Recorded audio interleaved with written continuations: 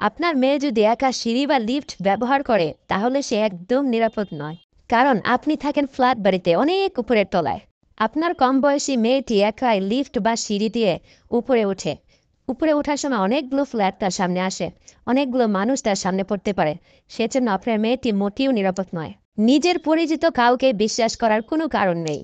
ধরুন না, সে কোচিং সেন্টারে গিয়েছে, তখন তার আগের বেচটা চলে গিয়েছে এবং তার পরের বেচটা আসতে একটু সময় লাগছে, তখন সে পুরোপুরি একা। এমন সময় সেখানে শুধু আপনার মেয়ে আর শিক্ষক।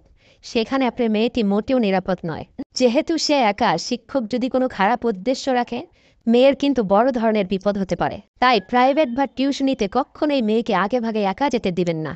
প্রয়োজনে তার বয়সী সহপাঠী বা বান্ধবীদের সাথে পাঠানোর ব্যবস্থা করুন। মেয়েকে শেখান কোনো কিছু সন্দেহজনক হলেই যেন আপনাকে জানায়।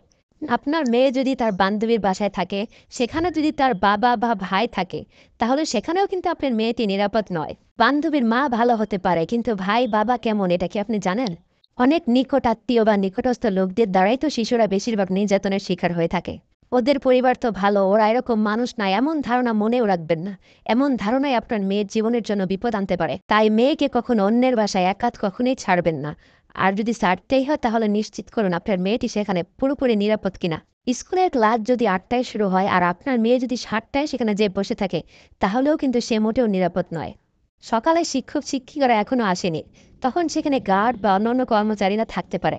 স্কুলের নির্জন কোনো জায়গায় কেউ তাকে একা পেয়ে সুযোগ নিতে পারে। এর সমাধান হচ্ছে মেয়েকে নির্দিষ্ট টাইমে স্কুলে পাঠান।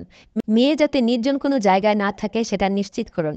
ধান ক্ষেত, পাট ক্ষেত, আখ ক্ষেত, এই সমস্ত ক্ষেত যেখানে দাঁড়ালে বাহির থেকে ভিতরটা তেমনভাবে দেখা যায় না, এইসব জায়গায় মেয়েকে কখনো একাকী যাতায়াত করতে দিবেন না।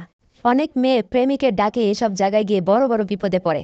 ছেলেরা পরিকল্পনা করেও মেয়েদের এসব জায়গায় ফাঁদে ফেলে। সবশেষে একটা কথাই বলবো, পরিচিত বা অপরিচিত কাউকে অন্ধভাবে বিশ্বাস করবেন না।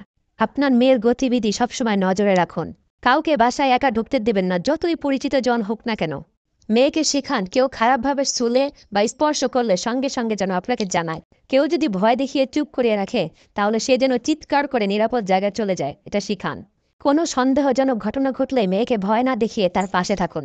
নির্দ্বিধায় তার সাথে সব কথা বলুন এবং তার সবগুলো কথা ধীরস্থিরভাবে শুনুন। অনেক বাবা মার ধারণা মেয়ের প্রতি এত কঠোর হলে মেয়ের জীবন তো কষ্টকর হয়ে যাবে। এই সমস্ত ভুল ধারণাগুলো বাদ দিন। আমাদের পরিবার ভালো, আমাদের পরিবারে কখনো এরকম হবে না, এরকম আত্মবিশ্বাসগুলো বাদ দিন। এটা কখনোই মনে করবেন না পরিচিতদের বিশ্বাস করা যায়, কারণ অধিকাংশ না মেয়েরাই নির্যাতিত হয় তার আপনজনদের কাছ থেকে। যদি মনে করেন ছোট বলে ওকে এত কিছু বোঝানো ঠিক নয়, তাহলে আপনি ভুল করছেন। না বলেই বরঞ্চ সবচেয়ে বড় ভুল করছেন আপনি। আল্লাহর উপর ভরসা করুন আর সাবধানতা আপনার নিজেকে অবলম্বন করতে হবে। আর আল্লাহর কাছে সবসময় এই দোয়া করুন, আল্লাহ তাআলা যেন আমাদের কন্যা সন্তানগুলোকে সমস্ত খারাপ দিক থেকে হেফাজত করে। মেয়ের নিরাপত্তা নিয়ে বিন্দুমাত্র গাফলতি করবেন না। সাবধান থাকুন, নিরাপদ থাকুন। আপনার মেয়ে আপনার জীবনের সবচেয়ে বড় দায়িত্ব। এই বার্তাটি সবার কাছে ছড়িয়ে দিন।